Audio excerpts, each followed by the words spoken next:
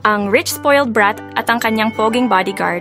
Isang akda mula sa panulat ni Miss Honey Hearts. Ang ika-6 na kabanata.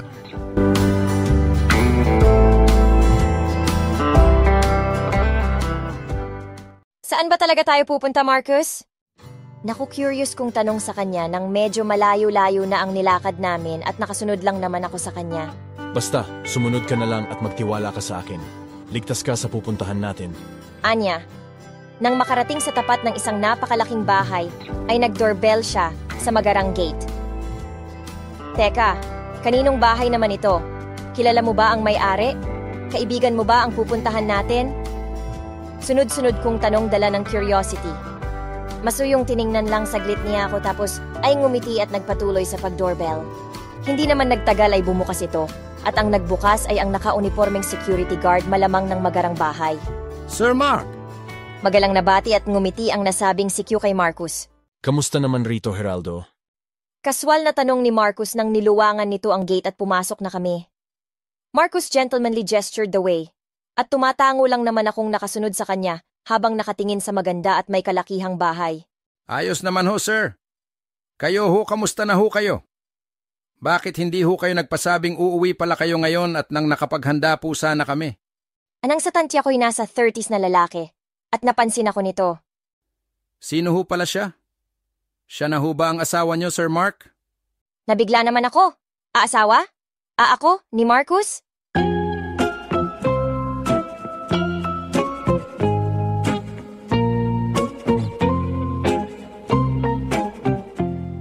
Marcus simply tilted his head and glanced at my way. Maayos naman ako. Hindi na ako nakapagpasabi dahil biglaan eh. Anyway, this is Lacey. Magalang na binati ako ng sikyo. Magandang hapon po, Ma'am Lacey. Tumango ako at ngumiti. Magandang hapon din po. Magalang din nabati ko pabalik.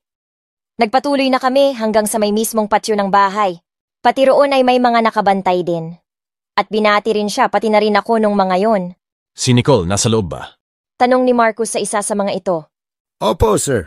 Kasama at inaalagaan ni Nurse Ara. Nicole? Sinong Nicole? Yun na siguro ang girlfriend niya?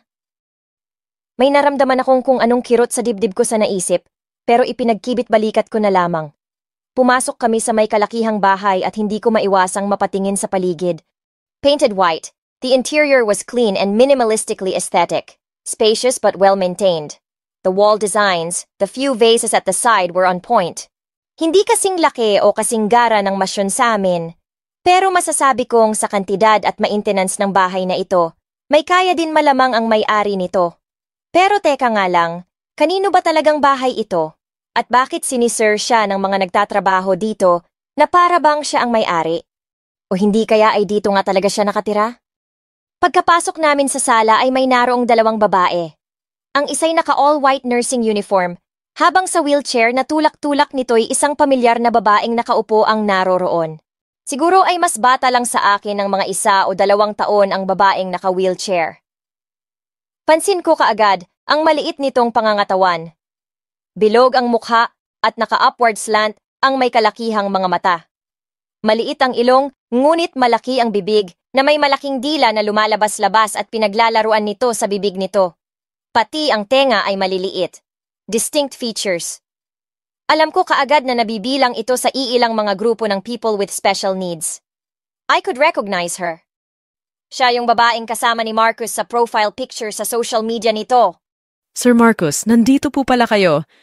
Anang nurse na may katuwaan sa tinig tapos ay kinausap ang inaalagaan.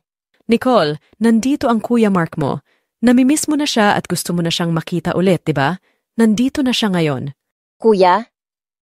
Ibig sabihin ay hindi ito girlfriend ni Marcus at bagkus ay kapatid niya? Kuya Mark? Naandito Kuya Mark ko? Oo, Ading. Nandito na ang kuya. Nandito na ako. Kuya Mark! Nandito na ikaw! Bahagyang yumuko ang binata upang magpantay sila at ginawaran niya ito ng yakap. Niyakap din siya nito ng kay giliw. At matapos magyakap ng magkapatid ay hinalikan ni Marcus ang ulo ni Nicole. Kamusta ka na? Alam mo bang na-miss ka ng kuya? Nagpapakabait ka ba habang wala ako rito? Hirap man at kahit tagilid ang ulo'y tumangu-tango si Nicole. Marcus smiled and gave her head a soft brotherly pat. Good girl. Ngumiti din si Nicole na tila naiintindihang natutuwa ang kapatid niya. Kaya masaya din siyang napapasaya niya ang Kuya Mark niya. Anyway, may ipapakilala nga pala ako sa'yo. Sigurado akong magugustuhan mo siyang kaibigan at magiging magkasundo kayong dalawa. Sabi ni Marcus sa kanya sabay sumulyap sa akin. Nilahad pa niya ang kanyang palad upang palapitin ako roon. Nagdalawang isip ako. Nahihiya. Hindi ko kasi nakakalimutan kung paano kong ininsulto at pinagsabihan ng kung ano-ano noon si Nicole habang nakabase lamang ako sa nakikita ko sa picture. I judged her, mocked her, and made fun of her without even personally meeting her first and knowing the whole story kung bakit ganyan siya at ang kanyang appearance. Naging sobrang judgmental ko at mapangmata sa kapwa. I don't even know if I deserve man lang na palapitin at humarap sa kanya gayong ang laki-laki ng kasalanan ko sa kanya, sa kanilang magkapatid. Marcus kept on waiting for me, kaya lumapit na ako at tinanggap ang palad ni Marcus na naghihintay sa akin. Ito ang ate Lacey mo. She will be your new friend. Di ba gusto mo ng bagong kaibigan? Here she is. Isn't she beautiful? Tila nagningning ang mga mata ni Nicole habang ngiting-ngiting nakatingin sa akin. Very beautiful. Sang-ayon pa niya sa kuya niya. Oh, I'm so touched! Ang kamay kong hawak ni Marcus at ang kamay ni Nicole na hawak naman niya sa kabila ay pinagtagpo niya. I smiled at this very innocent girl with all my heart. Hello, Nicole. I heard you're an amazing girl. Kaibigan na kita simula ngayon, okay? Nicole nodded excitedly at pumalakpak-palakpak pa nga sa tuwa. I was almost teary-eyed kung di ko lang pinigil ang sarili ko. I gently caressed her angelic face. Pancakes? We make pancakes!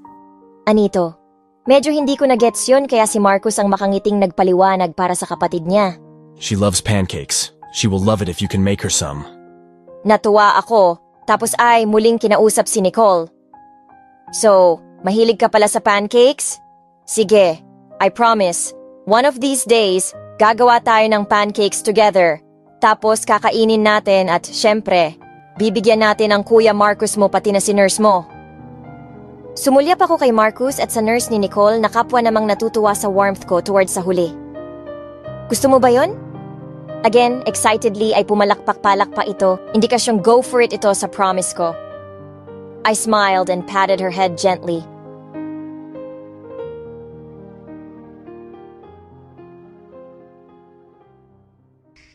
Take me back to a place where I felt at home. Take me back to a day when we weren't alone. Take me back to an age when the world felt small. Way back before we blew it all. Take me back to a Itutuloy. Abangan ang susunod na kabanata. day when we weren't alone. Take me back to an age when the world felt small. Way back before we blew it all.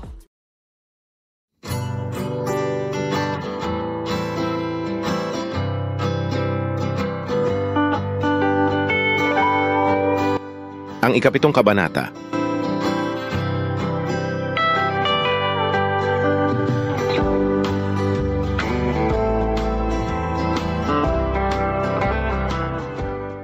Dinala na ng nurse si Nicole sa kwarto nito for some medications to take. Kami naman ni Marcus ay naglakad-lakad sa patio ng bahay kung saan natatanaw ang malinis at magandang garden view. If you don't mind me asking since curious talaga ako, kanino ba talagang bahay ito? Bakit tinatawag ka ng lahat na sir? At bakit nandito ang kapatid mo? Sino ka ba talaga? He let out a sigh, and then we stopped walking. Naupo siya sa wooden lounge at sinundan ko naman ito sa katapat na upuan din. I own this house. Lahat ng mga nakikita mo sa akin, lahat ng yon ay totoo at walang halong pagkukunwari, Lace. Ang hindi ko lang nasasabi pa sa'yo ay ako mismo ang may-ari ng security agency kung saan lumapit ang daddy mo para panatilihin ang iyong seguridad habang kasalukuyang nasa ibang bansa siya. I was a bit taken aback. He owns the security agency? All this time, nag-assume ako na masyado siyang behind sa akin, sa aming life status dahil akala ko talaga ay mahirap lang siya kaya siya nagsusumikap at ginagawa ng maigi ang trabaho niya. I didn't expect na may sinabi rin pala siya sa buhay. Ngayon ko napatunayang totoo nga ang kasabihang huwag ka agad magja-judge ng tao base lang sa nakikita ng mga mata dahil baka darating ang araw kapag napag-alaman ng totoo'y ikaw din ang mapapahiya. 2 years ago, inumpisahan ko ang pagpapatayo ng pinapangarap kong sariling negosyo na security agency, which is in line sa natapos kong kurso noong nasa kolehiyo pa ako. Sa awa ng Diyos, ginabayan niya ako't nagtagumpay naman ito. Kwento ni Marcus na walang halong anumang pagmamayabang. Wow, a self-made successful man. Kahanga-hanga. Ano pa kayang wala siya? Ano pang hindi niya kayang gawin? Parang lahat-lahat yata ng magpaulan ng biyaya ang Panginoon ay sinalunan niya at wala siyang anumang pinalampas. I'm happy and proud sa naabot mo, Marcos. Sincere kong sinabi. Believe it or not, I meant it. Para nang nahiya tuloy ako eh. Kasi 'di ba, kung mangmata at mang-down ako sa kanya dati, akala ko'y nabili ko siya at pagmamay-ari ko ang mundo. But now, reality has slapped me. Mas may napatunayan at mas may naabot na siya kumpara sa akin. I will always be just that spoiled brat na anak mayaman at mayabang lang dahil sa pera ng magulang na hindi ko naman sariling pinaghirapan. It's true that sometimes tables really turn. Thanks. Pero bakit ganyan ang mukha mo? Ba't parang bigla ka namang lumungkot? Umiling ako tapos ay ngumiti. Wala, hindi ako malungkot. Masaya nga ako para sa'yo eh. Hey! Marahang kinuha niya ang kamay ko at pinisil ito. Sa kabila ng nalaman mo'y ayokong magbago ka, okay? Gusto ko kung paano mo akong nakilala ay ganun pa rin ang magiging tingin mo sa akin. I don't wanna get your respect dahil lang sa nalaman mong may kaya din pala ako at hindi ako totally mahirap kagaya ng naunang impression mo sa akin. Ganun ba talaga ang tingin mo sa akin? Nire-respeto ko ang tao batay sa life status nito? Biro ko sa kanya. But he took it seriously as he shook his head firmly. Hindi ganun ang ibig kong sabihin, Lace. I know. I caught him with a kind and understanding nod and smile. Pero dapat lang naman talagang huwag ibatay sa life status ang pagbibigay ng respeto sa kapwa. Kesyo mahirap o mayaman, ibigay ang respeto ng pantay. He patted my head and nodded positively as he looked proud of me. That's what I wanna hear from you. Mukhang nagmamature ka na ng paunti-unti ha. Nagbiro na rin siya. I pouted like a child. Paunti-unti lang? He chuckled a bit loudly. Naaliw naman ako at nahawa sa tawa niya. Maya-maya nang humupa ang tawanan namin ay pumormal ulit ako nang may maalalang may isang importanteng bagay pa pala akong dapat na ikahingi sa kanya ng sorry. Actually, hindi lang sa kanya kundi sa kapatid din niya. Marcus, I'm really sorry. His gaze softly locked on my eyes. Hindi ko dapat sinabihan ng kung ano-ano si Nicole nang nakabase lang ako sa picture at sa panlabas na itsura niya. Hindi ko dapat siya pinagtawanan. Hindi ko dapat siya hinusgahan lalo pat noong hindi ko pa naman siya nakikita o nakikilala personally. Tama ka. Dapat hindi ako basta-bastang nandadamay ng ibang tao, lalo pat hindi ko naman kilala para lang makapanakit at makuha ang gusto ko. I was very wrong, and I hope hindi pa huli ang lahat para humingi ako ng tawad at pagsisihan yung mga hindi magagandang mga bagay na nasabi ko sa inyo ng kapatid mo. He looked at my hand, na hawak-hawak pa rin niya, tapos ang isang kamay niya ay malumanay na inayos ang ilang hibla ng buhok kung tumatabing sa pisngi ko dahil sa marahang pag-ihip ng hangin. Ako naman ngayon ang magsasabi nito. I'm proud of you, Lacey. I'm proud of you for finally taking the courage to own up to your mistake. Not everybody is as brave as you are sa pag-amin sa mga maling bagay na nagawa mo, sa pag-take ng responsibility kaugnay nito, at sa buong pusong paghingi mo ng tawad. Napangiti ako. Bakit ba ang bait-bait ng taong ito sa akin? Nahihiya tuloy ako sa sarili ko, remembering how badly I treated him from the start. Samantalang siya ay walang ibang ginawa kundi ang maging mabuti sa akin. Ngumiti siya. Tuparin mo lang yung pangako mo sa kapatid ko. And for sure, makakabawi ka na sa kanya. I nodded. Tutuparin ko talaga yon. When everything's good and back to normal, I'll make sure to find a way na tutuparin ko ang pangako ko kay Nicole na gagawa kami ng pancakes together. Natutuwang inakbayan ako ni Marcus, I submitted myself. Hindi ko akalaing yung submission na yun ay madadala hanggang sa isang hindi inaasahang pangyayari, ang naganap na nagdulot ng malaking pagbabago sa buhay ko bilang isang babaeng babae. Nagdesisyon si Marcus na dito na muna ako sa bahay niya pansamantalang patuluyin dahil safe umano ako rito. At saka na lang kami babalik sa mansyon kapag nahuli na ang mga gustong dumukot sa akin. Sa guest room ako matutulog pero kahit anong biling ang gawin ko sa komportableng higaan ko'y hindi pa rin ako makatulog. Homesickness. Hindi kasi madali sa akin ang makatulog sa kung saan-saan lalo na't hindi ko bahay at hindi ko kwarto at hindi naman yon pag-iinarte kundi nakasanayan ko lang talaga. Inuhaw ako kaya naisipan kong pumunta ng kitchen para kumuha ng tubig. I opened the refrigerator at kumuha ng malamig na pitchel. Tamang-tama at kasasarado ko lang ng pinto ng ref ay halos mapatalon ako sa gulat nang biglang nag-on ang ilaw. Hindi ko na kasi ini-on kaya ganun na lang ang gulat ko nang may nag-on nito. Nang lingunin ko'y mas lalo akong nagulat nang makita si Marcus sa kanyang pantulog na anyo at tanging suot na saplot. Wearing only a thin black boxer shorts and nothing on top, klarong-klaro sa harapan ko ang makisig niyang pangangatawan. Well-shaped and in-placed six-pack abs, biceps, toned chest. Oh, so perfect. Idagdag pa ang mamasa-masa sa pawis na kanyang balat. Napabuntong hininga ako. Pakiramdam ko'y bigla akong pangangapusan ng paghinga. Para bang ang init ng pakiramdam ko bigla. Siya man ay kita sa kanyang mukha ang pagkabigla, sa marahil ay hindi inaasahang presensya ko rito. Dahil ang akala siguro niya ay mahimbing na akong natutulog ngayon doon sa silid ko. Lacey, nandito ka pala. Anya sa mahina ngunit malalim na tinig, habang titig na titig din sa akin. I nodded, forcing myself to act still and normal, kahit ang totoo'y parang bibigay ang aking mga tuhod. Oo.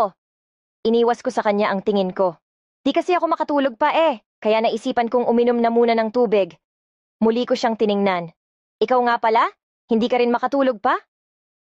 Kaswal siyang tumango at tinungo ang ref. Uwe. Kumuha siya ng bottled chocolate drink mula roon at diretsong nilagok yun na para bang alak. Ako na may sinubukang wag maging distracted. Nagsalin ako ng tubig sa pitchel na hawak ko sa baso sa isa namang kamay ko. Nang sulyapan ko siya mula sa likod ko'y nakita kong titig na titig pa rin siya sa akin. Sa katawan ko. And that was when I realized na hindi lang siya ang nakapantulog na kundi maging ako rin. Naka-white night dress ako na bagaman may kahabaan. Pero manipis ito para hindi gaanong mainit ang tela sa katawan at komportable ipantulog. Bakas nito ang korte ng aking katawan. I tried to look away and pretend as if not affected na kunwari hindi ako napapaso sa mga tingin at maiinit niyang mga titig. Sinubukan ko nang wag siyang linggunin pero bigo ako at kitang-kita kong mas lalong nadadagdagan ng intensidad sa kanyang mga mata habang patuloy na pinanunood ako. Uminom ako sa baso, ngunit pakiramdam ko'y hirap akong lunukin ng tubig. Nadagdagan pa ang pressure nang maramdaman ko na lang na nakalapit na pala siya sa akin. Sobrang lapit niya sa likod ko, naramdam ko na sa aking batok ang mainit niyang hininga. Lace. He whispered into my ear. Pakiramdam ko'y bibigay ang aking mga tuhod anumang oras sa mga sandaling ito.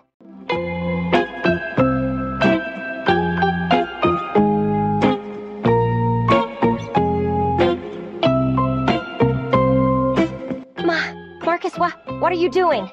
Utal-utal kong tanong.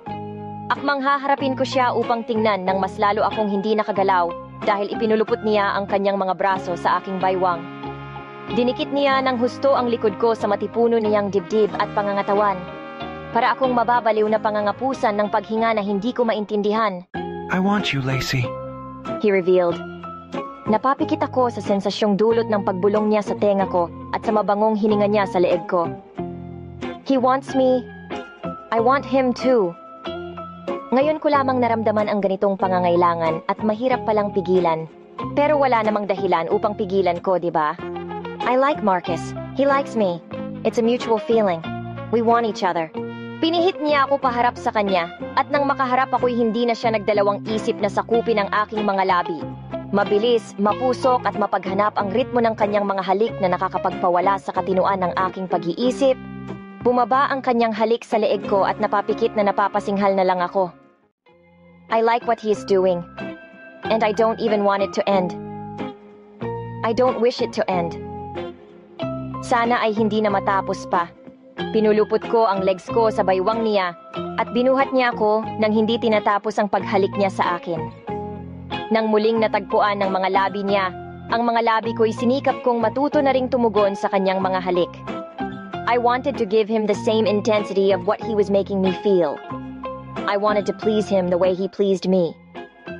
Nadala niya ako sa loob ng kwarto niya nang hindi inihihiwalay ang magkahinang naming mga labi. Marahan at maingat niya akong inilapag sa ibabaw ng kama. His kisses went down to my neck and even to my cleavage. All I could do was moan and catch my breath. Hindi nagtagal ay kapwa na kami hubot-hubad na pinaliligaya ang bawat isa sa piling ng isa't isa.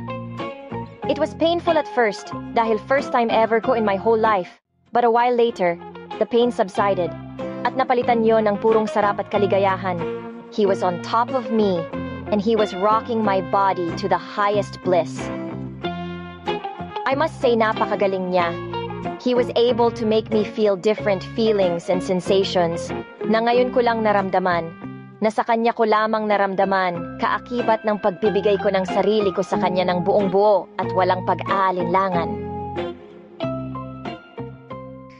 Take me back to a place where I felt at home. Take me back to a day when we weren't alone. Take me back to an age when the world felt small.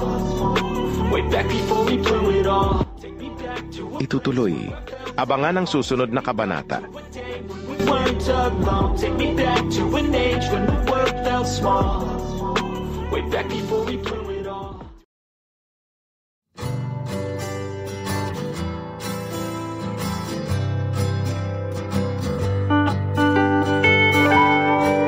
Ang ikawalong kabanata.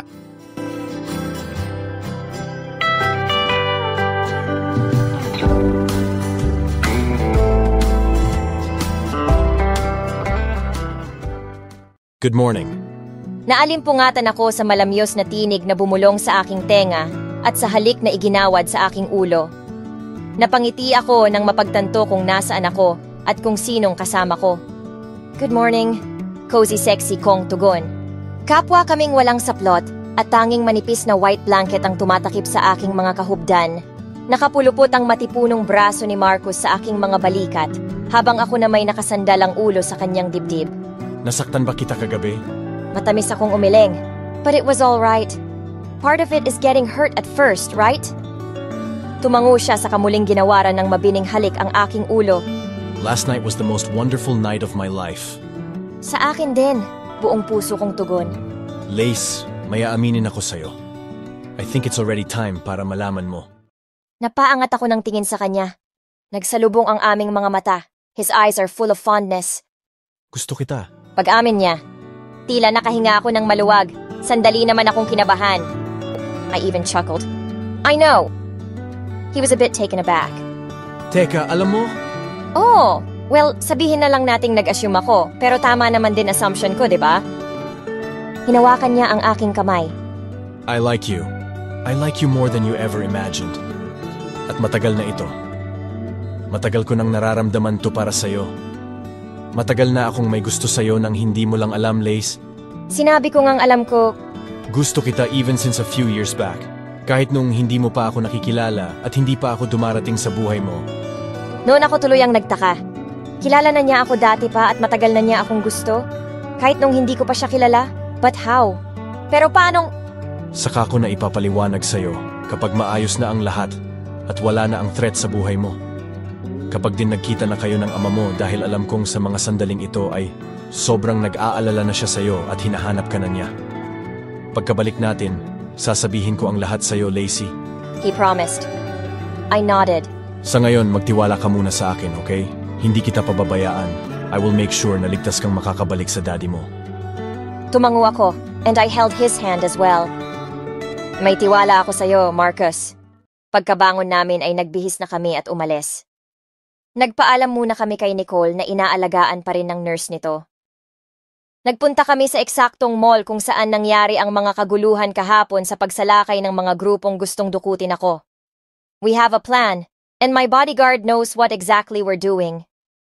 Sa unay aakalaing nagliliwaliw lamang kaming dalawang palakad-lakad sa mall, but little did they know we are already conducting an entrapment operation.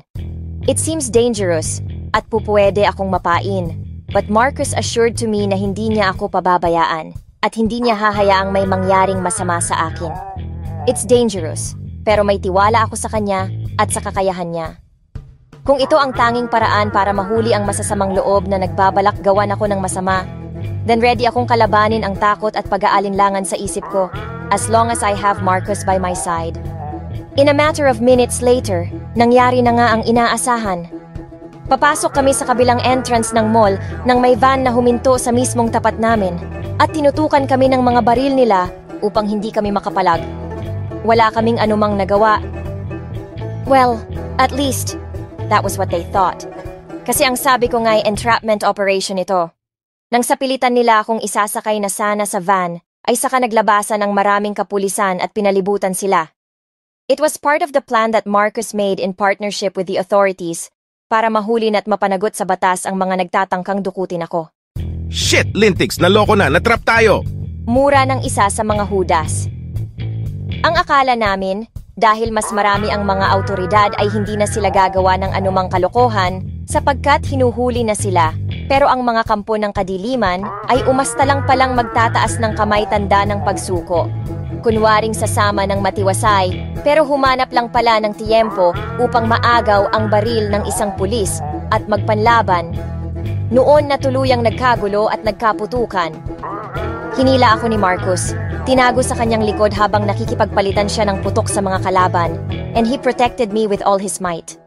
Pero sadyang may mga unforeseen circumstances at habang nakikipagbuno siya sa mga kalaban, ay hindi namin namalayang may isang demonyo palang nakatiyamba sa likuran ko kaya nahila ako nito at naagaw mula kay Marcus. Bago pa makabuelo ang huli at mabawi ako ay nasuntok na ito ng isa pang kalaban, kaya tuluyan kaming napaghiwalay na dalawa.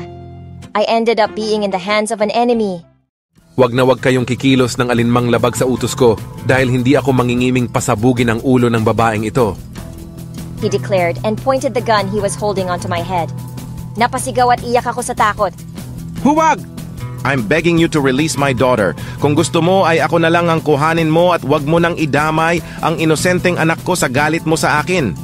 Anidad na kararating lang. Galing ito sa mabilis na pagtakbo at halos manlumo sa takot nang makitang hawak ako ng kalaban nila. Pero imbes na makinig ay mas lalo lang ginanahan ng demonyo. Tumawang parang nababaliw tapos lalong idiniin sa pagkakatutok sa akin ang baril na hawak nito. Sa muli ay naiyak at napasigaw ako sa takot. Maging ang mga taong nakapaligid, mga autoridad ay natakot din para sa aking kaligtasan. Bay, pag-usapan natin to, Bay. Huwag kang padalos-dalos, Bay. Ani Marcus na umano'y nakikipag-sales talk at dahan-dahang lumalapit. Maingat na maingat ito sa galaw dahil alam niyang isang maling galaw lang talaga ay maaring ikapahamak ko. Anong pag-usapan ang sinasabi mo? Nang dahil dyan sa Zamora na yan ay nawala sa akin ang mga negosyo ko. Yon ay dahil illegal naman talaga ang mga negosyo mo at marami kayong nabiktima sa mga pang-scam ninyo sa ibang tao. Sagot ni Dad sa hudlom. Ngunit tila gustong pagsisihan ni Dad ang mga sinabi nang mas lalo lang akong pinag-initan ng siraulo. Bay! Wag, bay! Sunod-sunod na muling pakiusap ni Marcus nang makitang galit na ang demonyo matapos nang naging sagutan nila ng ama ko. Ihahanda ko na ba ang sarili ko? Hanggang dito na lang ba talaga ako? Napapikit na lang ako sa takot. Kung tutuluyan ako ng hudas na ito ngayon, wala na siguro akong magagawa kundi tanggapin na lang ang masalimuot na kapalarang ito. Lace, makinig ka sa akin. Huwag kang matakot. Hindi kita pababayaan. Magtiwala ka. Puno ng sinseridad na sinabi sa akin ni Marcus. Nagmulat ako ng aking mga mata at tumingin sa kanya. He was looking at me tenderly, and it was as if he was securing me that he would get me out of this unharmed. Magtiwala lang ako sa kanya. Naluhan na lang ako. Marcus, kung mayroon mang pinakamagandang nangyari sa buhay ko bago ito bawiin sa akin, si Marcus yon. Hinding-hindi ko kailanman pagsisisihang umibig ako sa kanya. Dad tried to talk and negotiate with my captor, at kitang-kita ko kung paanong sa isang eye-to-eye contact lang ay nagkaintindihan si Marcus at isa sa mga kasamahan nila na naroon pala sa itaas na palapag. Hindi iyon napapansin ng demonyong may hawak sa akin sapagkat nakikipag-usap pa rin ang daddy rito.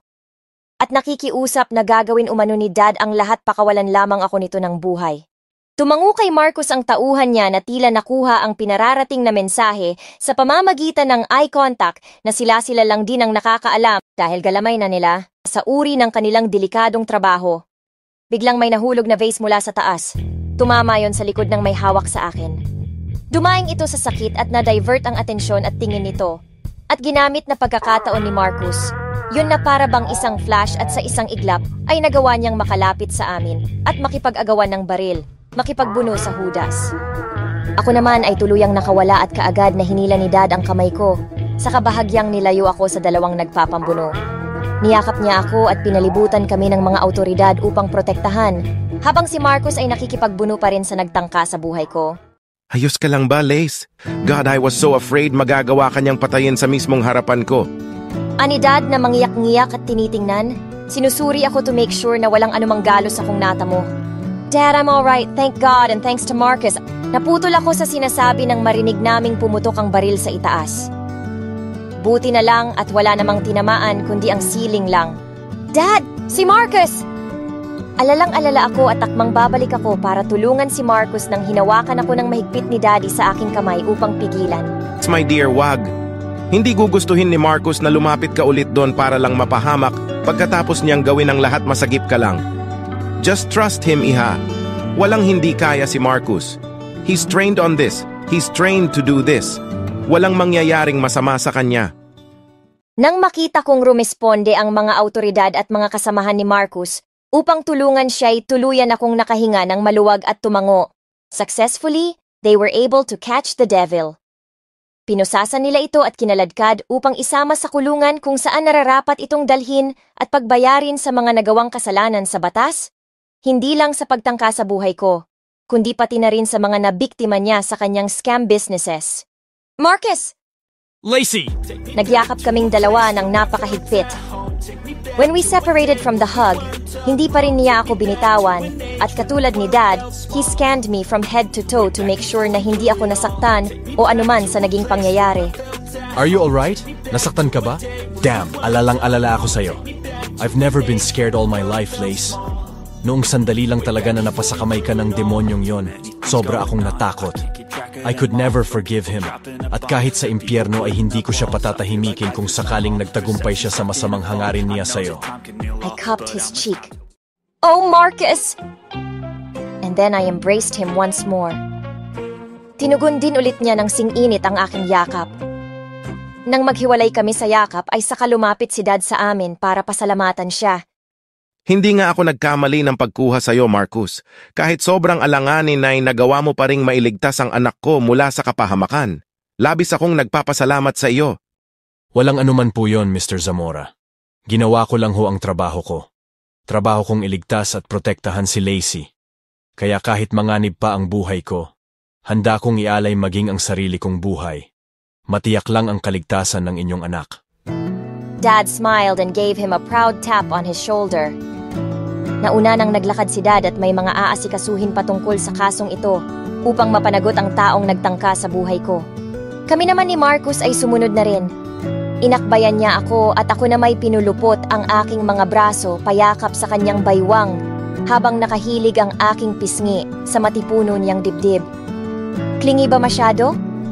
Well, ganoon talaga iyon kapag nagmamahal. Ang buong akala namin ay tapos na't magiging tuluyang maligaya na kami, ngunit hindi namin inaasahang may isa pa palang natitira sa mga tauhan ng kalaban. Sinalubong kami nito at pinaputukan ng baril, pero sobrang mabilis si Marcus. Lacey! At naiharang ang katawan niya sa akin upang protektahan ako. 2 tama ng bala sa kanyang likod. Sinalo niya ang mga tama na dapat ay para sa akin at walang pag-aalinlangan niyang ginawa yon. Wag lang akong mapahamak. Naging mabilis din ang pagresponde ng mga awtoridad dahil pagkatapos ng 2 putok ng baril na tumama sa likod ni Marcus, ay hindi na nasundan pa yon sapagkat pinulbos na ang taong yon ng mga awtoridad. They no longer had a choice but to kill that freaking idiot dahil nadali na nito si Marcus. I cried and hugged Marcus as he became so helpless after getting 2 shots at his back. Marcus, bakit mo naman ginawa yon? Huwag mo kong iiwan, okay? Kumapit ka, Marcus! I became impatient at sumigaw ako ng tulong upang madala kaagad si Marcus sa malapit na pagamutan. Sinakay siya sa stretcher at inakyat sa loob ng ambulance. Sumama ako at hindi binitawan ang kanyang kamay. Marcus, magiging okay ka, alright? Mabubuhay ka. Hindi mo ako pupuwedeng iwanan. Naiintindihan mo ba, ha? Wala na akong pakialam kung para akong batang iyak ng iyak. Hirap may nagawa pa rin niyang ngumiti at kumilos dahil may kinuha siya mula sa bulsa ng kanyang pantalon. Nag-alala ako kasi baka the more na gumalaw siya, ay the more nasasakit ang mga tama niya. Inabot niya ang wallet niya sa akin. Napatingin ako dito. Hindi ba'y inamin ko sa'yo na bago mo pa man ako makilala, matagal na akong may pagtingin sa'yo? Nariyan ang patunay na totoo ako sa sinabi kong yon, Lace. Noon pa man, kahit noong hindi mo pa ako napapansin, ay lihim na kitang minamahal kahit sa malayo. Tumulo ang mga luha ko. Ilang sandali lang ay dinala na siya sa emergency room. Hinarang na ako ng nurse dahil hindi na ko po pwedeng sumunod pa roon sa loob, kung kaya't naiwan ako dito sa labas na umiiyak at tahimik na nagdarasal na sana ay makaligtas siya, na sana ay mabuhay siya. Nag-uumpisa pa lang kaming dalawa at ang pag-ibig namin at hindi ko kakayanin kapag nawala ka agad siya sa akin. I looked at his wallet that he handed to me. Binuksan ko ito at nakita ko ang lumang picture kong nakalagay rito. Picture ko ito nung college pa lang ako, paanong napunta sa kanya. Naalala kong bigla na ito pala ang picture kong display ko sa binder ko, at ang binder ko na yon ay minsan kong nawala at naiwan sa kung saan. Mabuti na lang at may nagbalik ng binder kong yon sa akin, pero dahil nagmamadali na ako't papunta pa ako sa susunod kong klase, ay hindi ko na masyadong napansin kung sino yung taong nagbalik sa akin, basta nagpasalamat lang ako at madaling umalis na. Kaya pala hindi ko mahanap ito. Kahit saan ko hanapin noon, ay may kumuha na pala para i-display sa wallet niya. Magiliw at kinikilig akong napangiti sa naisip na si Marcus pala yun, at matagal na talaga siyang may gusto sa akin. I kissed his wallet and wiped my tears away. Hindi ko pa na ipagtatapat sa kanya ang tunay kong nadarama, na mahal ko na rin siya. Kaya kailangan niyang makasurvive at patuloy na mabuhay dahil magkakasama pa kami ng matagal at magiging maligaya sa piling ng isa't isa. I know he will survive this. For me, for his sister, he will, and he must. Take me back to a place where I felt at home. Take me back to a day when we weren't alone. Take me back to an age when the world felt small. Way back before we blew it all. Take me back to a Itutuloy. Abangan ang susunod na kabanata. we weren't alone. Take me back to an age when the world felt small. Way back before we blew it all.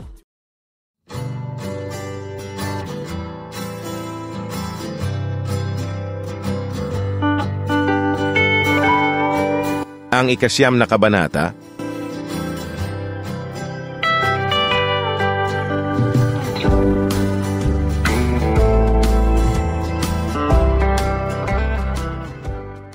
Marcus's POV. Hoy Marcus, kanina pa kita kinakausap. Sino bang tinitingnan mo riyan at kanina ka pa yata tulala diyan? Sabi ng kaibigan at kaklase kong si June habang kumakain kami sa kantin. Kanina pa kasi siya salita ng salita pero di naman ako gaanong makapag-focus sa sinasabi niya. Distracted ako sa magandang view na kapapasok lang ng kantin. Third year kami sa college at kasalukuyang lunch break kami kaya nandito kami. Wala! Bago ko pa man maitago kung sinong tinitingnan ko, huli na at nasundan na niya kung saan ang direksyon ng mga mata ko. Ah, si Lacey Zamora pala ang tinitingnan mo. Ang pinakamagandang freshman ngayon ng department nila. At hindi lang yon, bukod sa pinakamaganda ay pinakamayaman din. Magaling at tinitingala ba namang abogado ang tatay, may-ari ng sikat at malaking firm sa bansa na may iba't ibang branches sa iba't iba na ngayong sulok ng mundo. Alam ko ang mga bagay na yon tungkol kay Lacey. Madalas kong naririnig na pinag-uusapan siya ng mga kaklase at schoolmates namin. Mapalalaki man o mga babae. Kesyo mayaman, maganda at lahat-lahat na. Hindi nga naman kita masisisi kung may gusto ka sa kanya. Kahit ako din naman, kahit sino magkakakrush talaga riyan. Patuloy ni June. Hindi pa rin ako nagsalita. May punto siya. Lacey is such a pure and beautiful flower. Hindi na nakapagtataka kung maraming bubuyog ang gustong umaligid sa kanya. Pero ngayon pa lang sinasabi ko sa'yo, pare, back out na tayo dyan. Wala tayong pag-asa. Tingnan mo naman, big time yan, sosyal.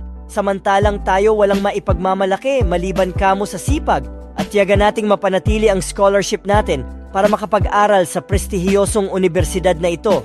Pero maliban doon, alikabok lang tayo para sa mga kagaya nilang mataas ang lipad, pare. Sa muli ay napahinga ako. Nakakaliit man ng kumpiyansa, pero purong katotohanan ang mga sinabi ng kaibigan ko. Milyon-milyon ang distansya namin kung ikukumpara sa malabuhay prinsesang mayroon ng isang Lacey Zamora. Nakakapag-aral lang kami sa isang sikat at malaking universidad dahil sa scholarship. Hindi kami pinanganak na may pilak sa labi. Hindi lahat ng gusto namin ay makukuha namin sa isang pitik lang ng mga kamay namin. Kapag may nais kami, kailangang pag-ipunan, kailangang paghirapan. Kung ano-anong sinasabi mo riyan, kumain na nga lang tayo. Pasimpleng dismiss ko na lang sa usapan tungkol kay Lacey.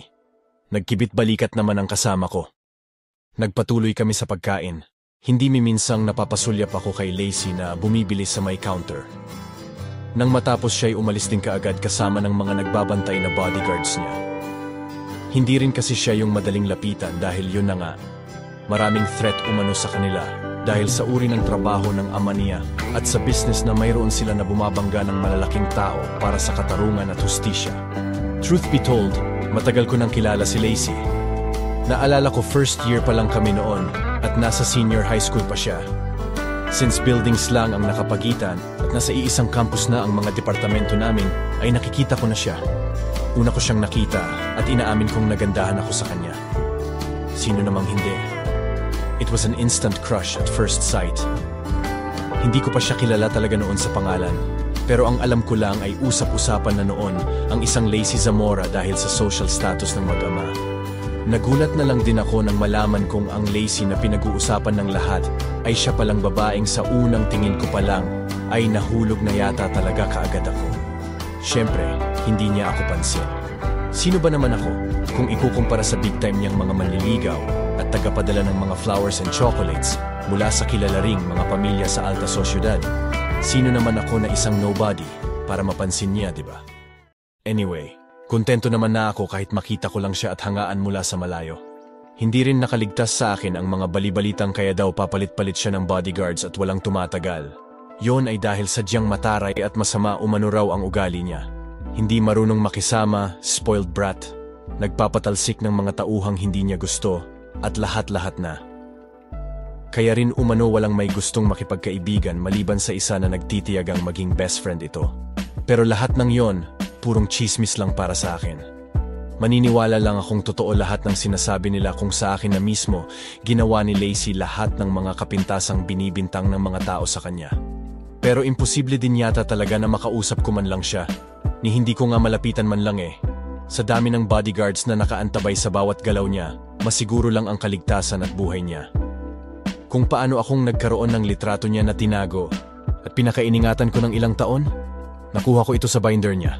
Oo, sa binder mismo niya. Malapit na midterm exams noon at ilang araw na lang kaya katulad ng lagi, ay nagagawi ako sa library para mag-aral at mag-review ng mga lessons namin. Kapapasok ko lang at literal na nagtambol ang puso ko nang makitang narito din pala si Lacey. Kaya pala naroon sa labas ang mga bodyguards niya at naghihintay sa kanya.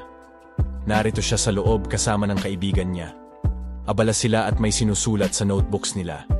Naramdaman malamang niyang nakatingin ako sa kanya kaya nag-angat siya ng tingin sa akin.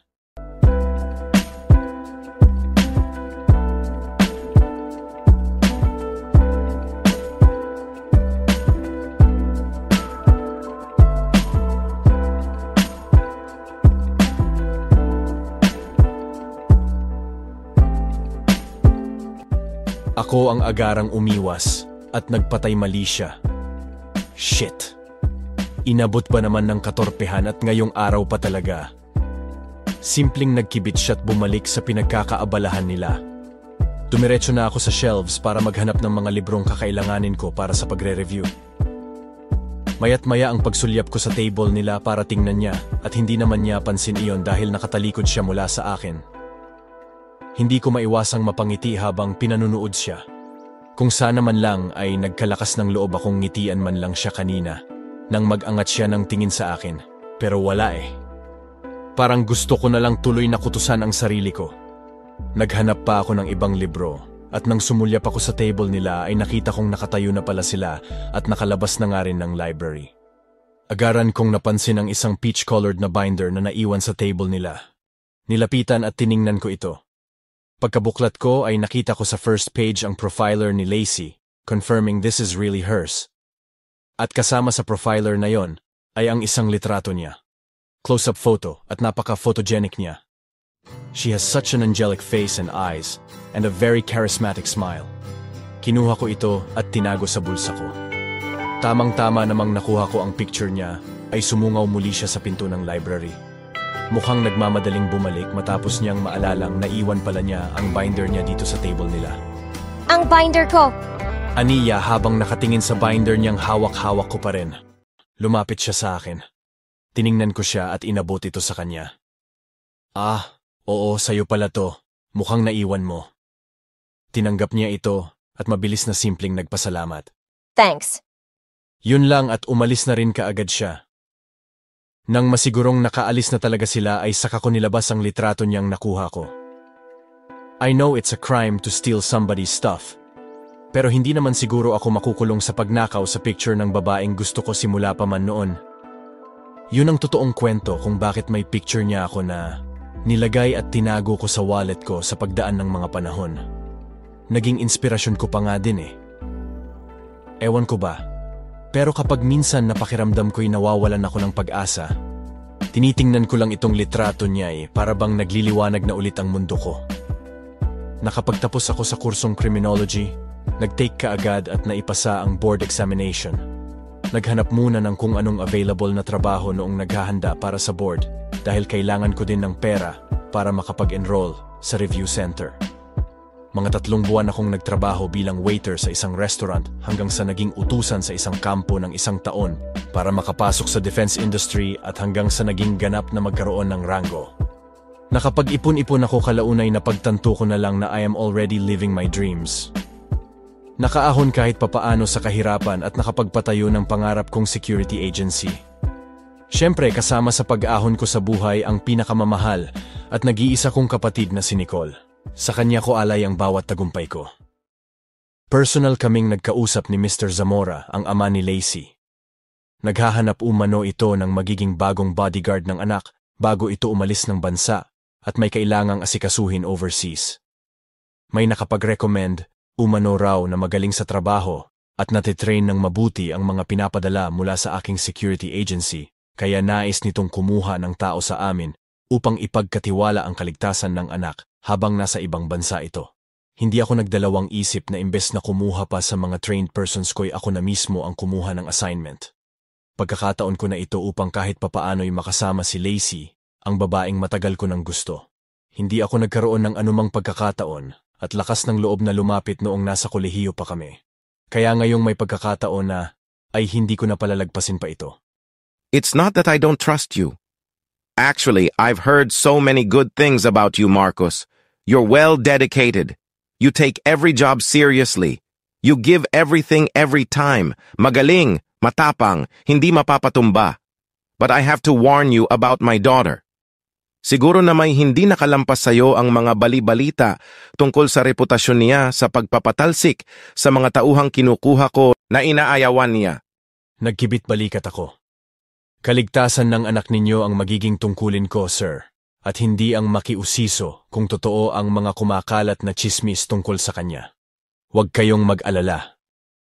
Napangiti ang may katandaang kaharap ko. He seemed impressed with my firmness. But I honestly wasn't doing or saying this to impress him. Ginagawa ko lang ang trabaho ko.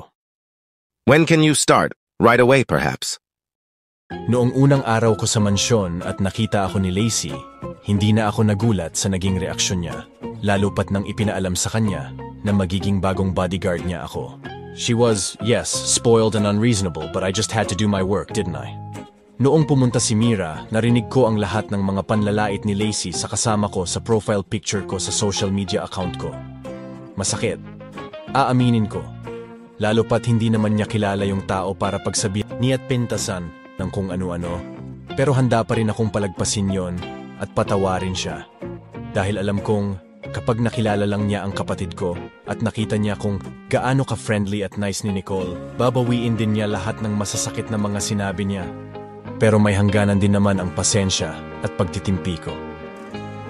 One day, it came to a point that she had left me with no choice kundi daanin siya sa marahas na paraan dahil sobrang tabas na ng kanyang dila. Kung ano-anong pinagsasasabi niya ni hindi niya kilala si Nicole para gamitin ito laban sa akin at saktan ako. Nilait-lait niya ang kapatid ko. I shut her up in a way I could. Hinapit ko siya sa katawan ko at hinalikan. Marahas, mapagparusa, Nagpanlaban siya pero hindi ko siya hinayaang kumawala. Dahan-dahan ay naging marahan at masuyo ang mga halik ko. I couldn't figure out kung dapat ko bang pagsisihan ang ginawa ko. Alam ko kasing nagalit ko lamang siya lalo, though kahit papaano'y napaamo ko siya at nakita ko sa mga mata niyang natinag din siya. I showed her my authority na hindi na ako pumapayag na insultuhin niya na lang ako basta-basta. At the same time, my body reacted when her skin touched mine. I suddenly pictured her out naked while I was showering her kisses head to foot. Bago pa man mauwi sa kung ano ang halikan namin, na ang balak ko lang naman sana'y matinag siya, tinihigil ko na lalo pat ramdam kong hindi lang katawan ko ang nagre-react, kundi maging kanya din. Baka sa kung saan talaga mauwi at hindi ako makapagpigil. I fantasized bringing her to the bed, and we would bring each other to a highest level of nirvana. But that wasn't the right time to make that luscious dream of mine a reality. Sa ngayon ay kaligtasan niya ang prioridad ko at hindi ang init ng mga katawan namin.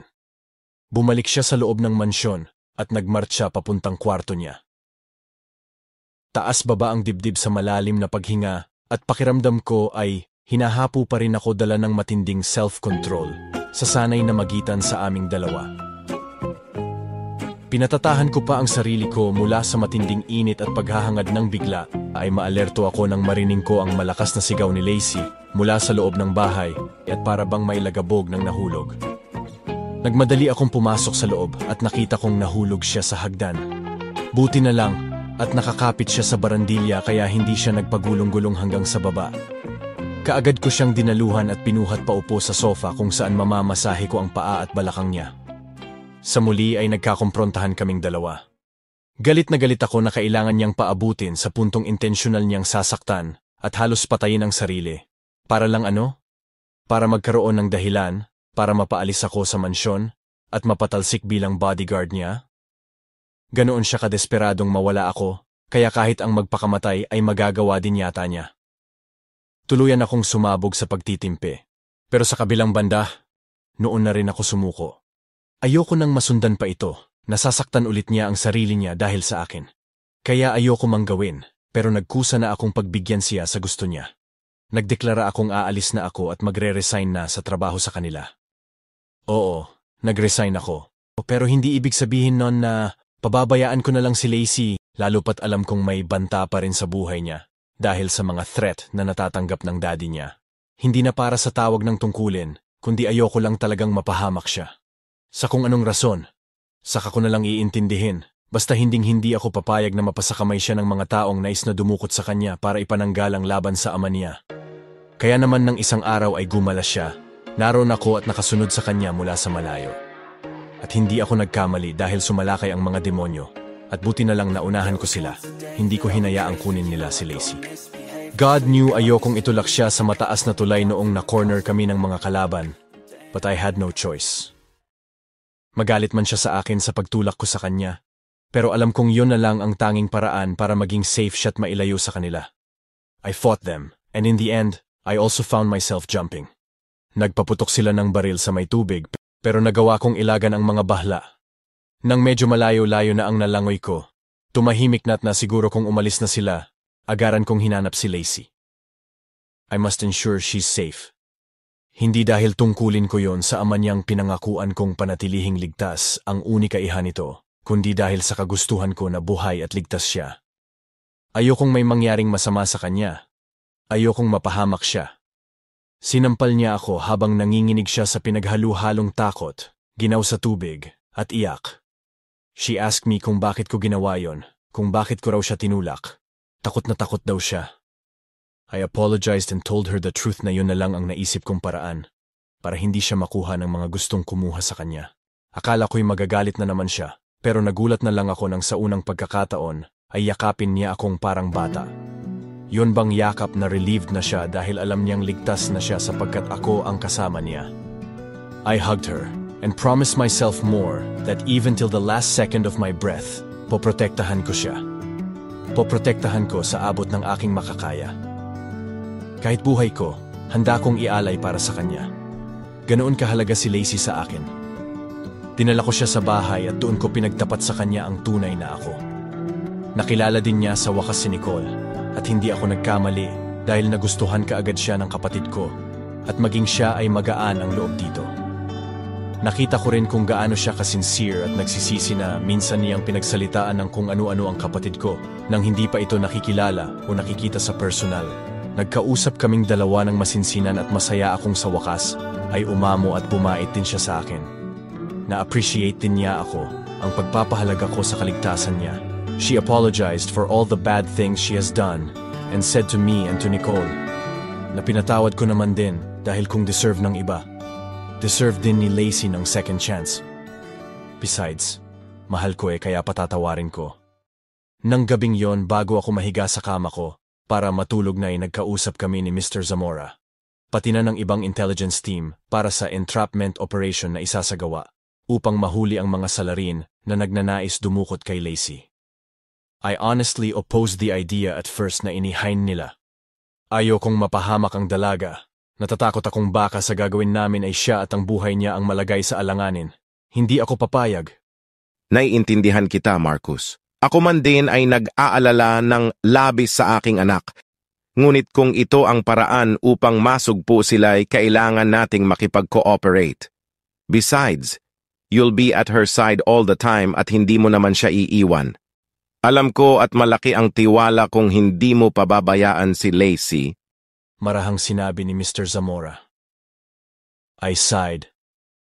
Nag-isip-isip din muna ako ng mabuti sa ilang sandali bago nagdesisyon. Natapos ang aming diskusyon sa video call. At papatulog na, sana talaga ako pero hindi ako makatulog. Natatakot talaga ako at alalang-alala ako para kay Lacey. Ayos lang kung ako lang sana ang mapapahamak, huwag na siya. Nauhaw ako at sa kaiisip ko'y hindi yata ako makakatulog ng buong gabi nito, kaya naisipan kong bumaba para kumuha sana ng alak na nasa lata sa loob ng ref. Pero hindi ko alam kung magandang ideya bang bumaba pa ako o sana'y nanatili na lang doon sa loob ng kwarto ko nang mapagtantong narito din pala si Lacey at kasalukuyang kumukuha ng pitchel ng tubig mula sa ref. And oh, she was wearing thin white nighties.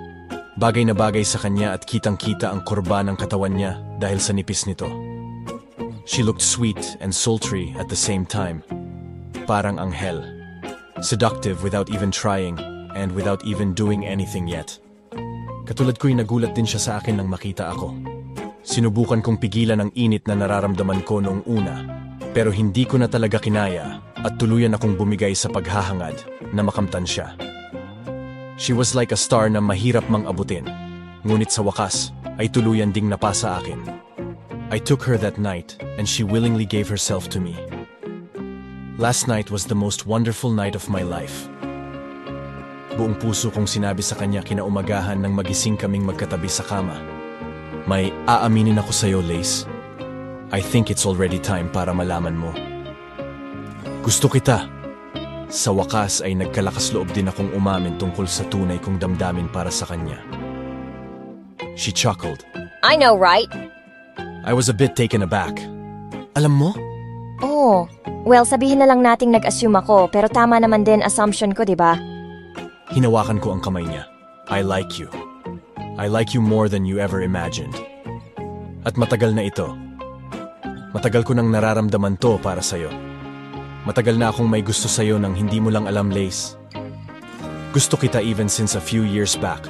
Kahit noong hindi mo pa ako nakikilala at hindi pa ako dumarating sa buhay mo. Noon siya nagtaka sa sinabi ko. Pero paanong... Saka ko na ipapaliwanag sa'yo kapag maayos na ang lahat at wala na ang threat sa buhay mo. Pagkabalik natin, sasabihin ko ang lahat sa'yo. I promised. Magtiwala lang siya sa akin at hindi ako magdadalawang isip na ibigay kahit buhay ko masiguro lang ang kaligtasan niya. Ganoon ko siya kamahal. Dumating ang sandaling kinakakaba ko. I had been into numerous entrapment operations mula nang mapabilang ako sa defense industry. Pero ngayon lang ako sobrang kinakabahan dahil iba kapag involved na ang babaeng minamahal ko. Wala akong ibang iniisip kundi siya at ang mapasakamay siya ng daddy niya ng ligtas at walang gahlos. Kung paanong napasakamay siya ng kalaban at ginawang pahain para hindi kami makalapit at hulihin ito. Gusto kong sisihin ang sarili ko dahil nalingat ako at naagaw siya sa akin ng kalaban. Tinutok sa kanya ang armas na hawak ng demonyo at kapwa kami takot na takot ni Mr. Zamora. Kababalik lamang nito kaninang umaga sa Pilipinas dahil handa rin itong gawin at isakripisyo ang kahit na ano para sa buhay ng unika iha nito. We tried to negotiate with Lacey's captor pero matigas ito.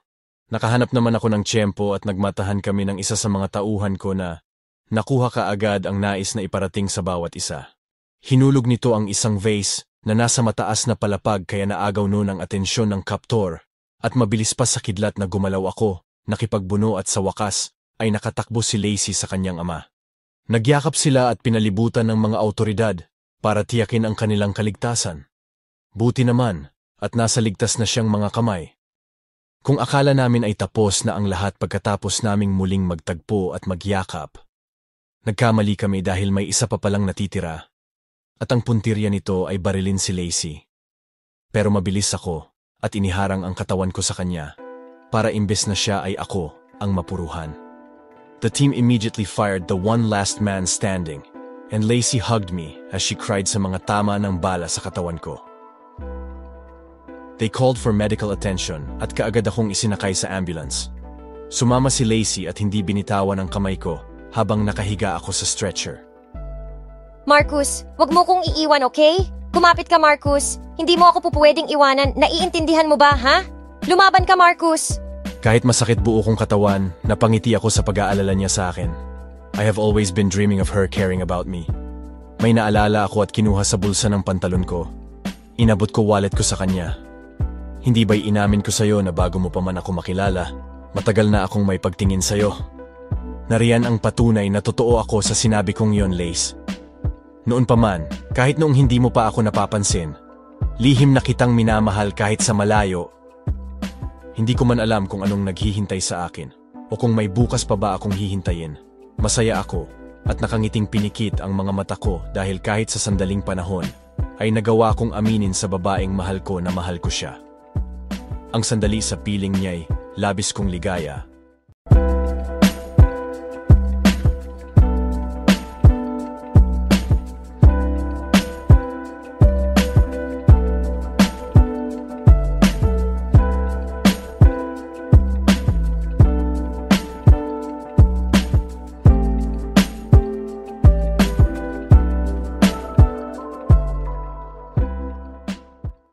Nagmulat ako ng mga mata na puti ang nakikita sa paligid. Mula sa ceiling, sa wall paint, puti talaga. Inilibot ko pa ang paningin ko at noon ko napagtanto at naramdaman ang malambot na kamay na nakadantay sa kamay ko. Hindi ako nag-iisa dito sa loob ng private room ng hospital dahil kasama ko si Lacey at binabantayan yata niya ako the whole time na nandito ako. Hindi ko alam kung ilang oras o baka nga araw na ang nakakalipas magmula noong huling mga nangyari. At sinugod ako dito matapos magtamo ng mga tama sa katawan. I looked at her dearly. Natutulog siya sa tabi ko. Mukhang hindi rin talaga siya umalis dito. Nakapatong ang isang braso niya sa metal sa gilid ng kama ko at nakapatong roon ang ulo niya habang nakaupo siya sa isang visitor's chair. Nakahawak ang kamay niya sa kamay ko na mukhang hindi ito binitawan at wala na rin itong planong bitawan pa hanggang sa magising ako. I could see that she's tired and restless. Hindi rin naman siya makakatulog ng maayos sa ganyan. Pero handa siyang tiisin makita lang ako sa pagmulat ng aking mga mata na naririto siya sa tabi ko. Magiliw na napangiti ako at masuyong kinulong sa tenga niya ang ilang hibla ng buhok na tumatabing sa magandang pisngi niya. My lovely Lacey, mahal ko talaga ang babaeng ito kahit na anong gawin ko. Lacey, masuyong pagtawag ko sa kanya. Bahagyang kumunot ang noo niya. Na siguro'y sa wari ay nananaginip lamang siyang tinatawag ko siya. Hinaplos ko ang pisngi niya para iparamdam na hindi siya nananaginip at totoong gising na talaga ako.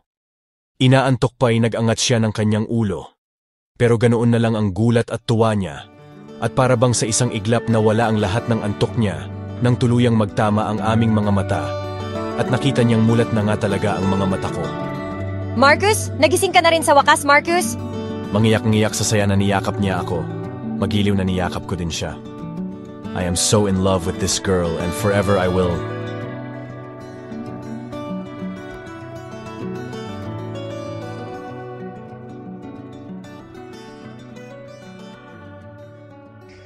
Take me back to a place where I felt at home. Take me back to a day when we weren't alone. Take me back to an age when the world felt small. Way back before we blew it all. Take me back to a Itutuloy. Abangan ang susunod na kabanata. day when we weren't alone. Take me back to an age when the world felt small. Way back before we blew it all.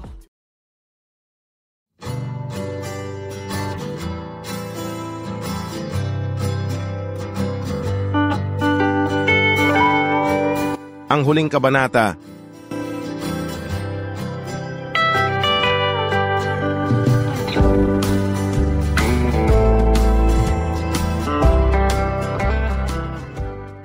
Lacey's POV.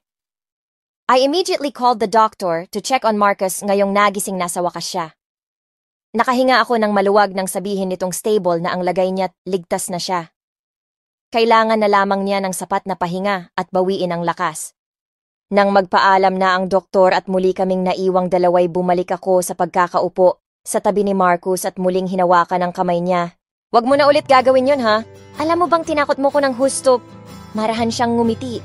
Kung kailangang paulit-ulit kong gagawin yon, gagawin at gagawin ko pa rin dahil gusto kong ligtas ka at mabubuhay ka pa ng matagal, Lacey. Parang bata akong maiiyak. Marcus! Napakapasaway din pala niya. Hinawakan ng isa kong kamay ang kamay niyang nasa kamay ko. My love, masanay ka na. Besides, I'm in the defense industry kaya noon pa may nakalibing na ang isa kong paa sa lupa. I will always do anything and everything to keep you safe and alive. I'm so touched. Naiiyak ako. Oh, Marcus. I couldn't help it but kiss his lips. Wala akong pakialam kung wala pa siyang toothbrush man lang, whatsoever, mula sa mahabang pagkakatulog, basta hahalikan ko siya dahil gusto ko at mahal ko siya. He responded to the kiss, and he loved it. We both loved kissing each other. It was some kind of addicting.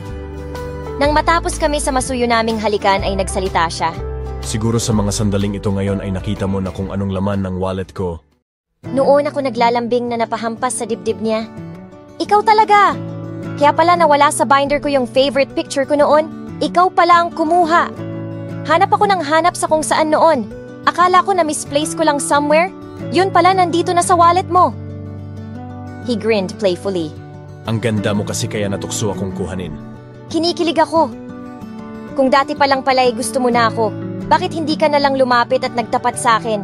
Malay mo naman may chance, di ba? Lacey, naririnig mo ba ang sinasabi mo?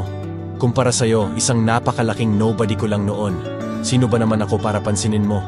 Ano bang laban ko kumpara sa mga bigating mga lumalapit sa'yo? Wala. Kaya nakontento na ako sa pagtanaw sa'yo mula sa malayo. Naisip kong kung sa bagay, pero malaki ang laban mo sa kanila dahil ayoko naman sa kanila, pero sa'yo, gusto ko. Gustong gusto ko.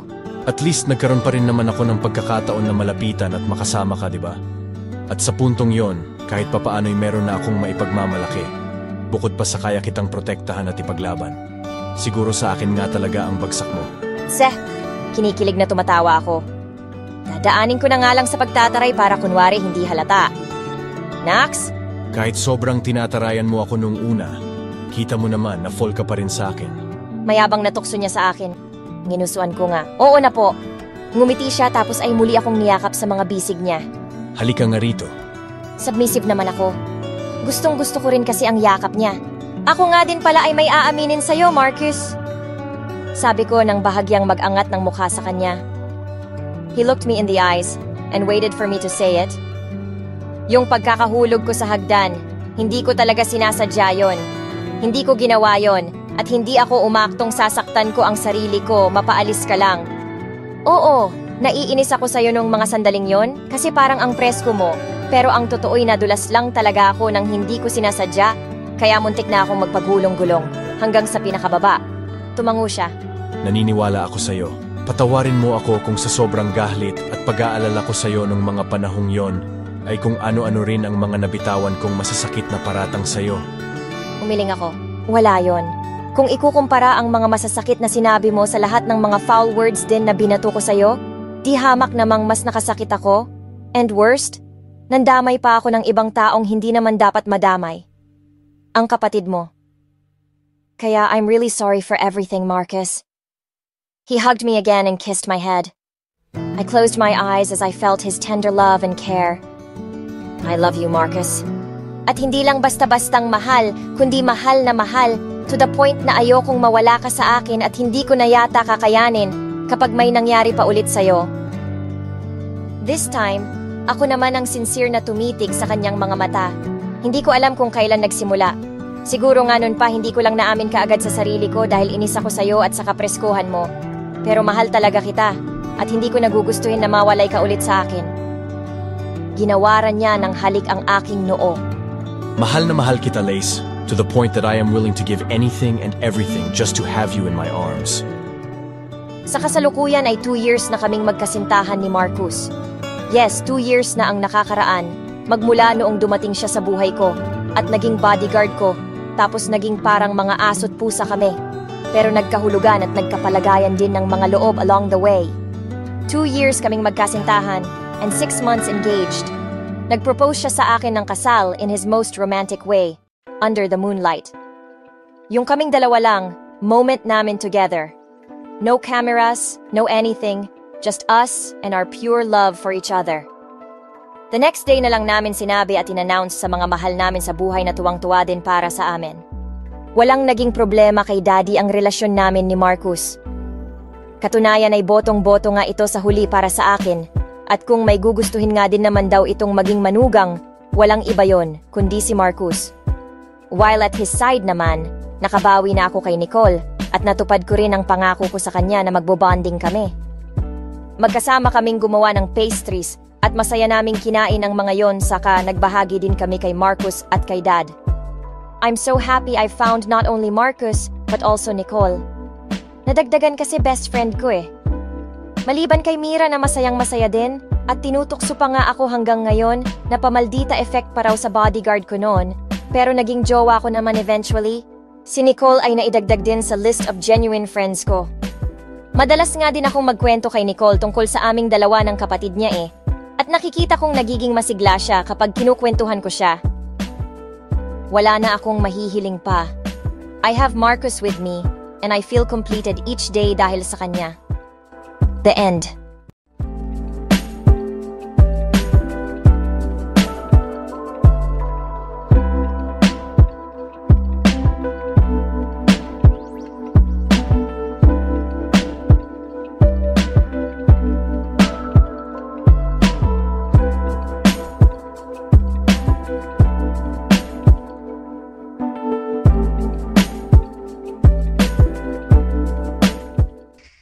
Take me back to a place where I felt at home. Take me back to a day when we weren't alone. Take me back to an age when the world felt small. Way back before we blew it all. Take me back to a place where I felt at home. Take me back to a day when we weren't alone. Take me back to an age when the world felt small. Way back before we blew it all. Too many things going on, I can't keep track of them all. From people dropping a bomb to people putting up walls. I feel like life is on hold, perception stuck in a vault. I know that time can heal all, but how much time till we fall? It's awfully chilly outside, when there's no shelter to hide. When everything is a lie, you'll find that out in some time. But when the things on your mind are all considered a crime, communication aside, we'll all just fight till we die. Is this an argument, or just the start of it? Either way, I don't wanna be a part of it. Can I just get some space? I don't have the heart for this. I can't be picking up the pieces, fixing scars from this. Is this an argument, or just the start of it? I wanna drive away so I can be so far from it. I wanna find a place where no one breaks their promises, or maybe drown myself in something that is bottomless. Take me back to a place where I felt at home. Take me back to a day when we weren't alone. Take me back to an age when the world felt small. Way back before we